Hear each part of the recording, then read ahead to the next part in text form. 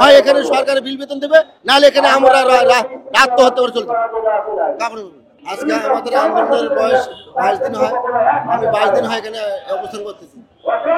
আমি যে যখন আসি তখন আমি অতি কষ্ট করি, 1 কেজি চাউল বিক্রি করি, প্যাটের চাউল বিক্রি করি, এখানে গাড়ি ভাড়া করে আসছি।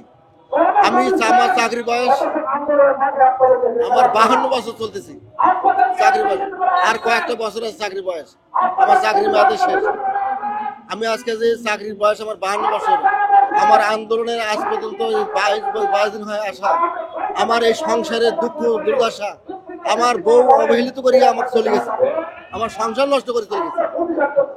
আজকে সে এক জায়গায়, আমার ছেলে মেয়ে এক জায়গায়, আমি এক জায়গায়, তবু এই স্বতন্ত্র মাদ্রাসার বিল বেতনের চোখই দেখলাম।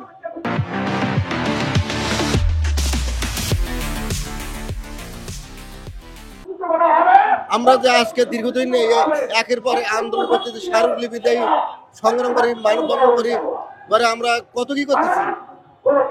একের পর এক সরকার আমাদেরকে ধোকা দিয়ে চিঠে ফাঁকি দিয়ে আমাদেরকে বিদায় হাজায়, তবু আমাদের ভাগ্যের উন্নয়ন ঘটে না, আমাদের ভাগ্যের চাকা ঘোরে না। আমরা যে আমাদের যে দিন যাপন করি, আমাদেরকে মানুষ অবহেলিত ভাষায় কথা বলে, লাঞ্ছিত ভাষায় কথা বলে, আমরা সমাজের চোখে আমাদের ঘৃণিত ভাবে চলে। আমরা যে হাট বাজার করি ছেলে মেয়েদের আশায়, সে ছেলে মেয়েরা আমাদেরকে আজকে ত্যাগ করে চলে গেছে। আমার দুঃখের ইতিহাস শুনলে, আমার এলাকার শুনলে পারে, আমি একজন প্রধান শিক্ষক, আমার এলাকার প্রধান শিক্ষক আমি মোহাম্মদ মুসলিম আলী বলছিলাম, গাইবান্ধা সাদুল্লাহ থেকে। আমার প্রতিটা সাংবাদিক ভাইরা চেনে, জানে আমাদের উপজেলায় আমাকে নিয়ে বহু নিউজ করছি, আমার প্রতিষ্ঠান নিয়ে নিউজ করছি। আমার প্রতিষ্ঠানটার বয়স 57 বছর বয়স, প্রতিষ্ঠান বয়স 1973 সাল প্রতিষ্ঠানটা জন্ম।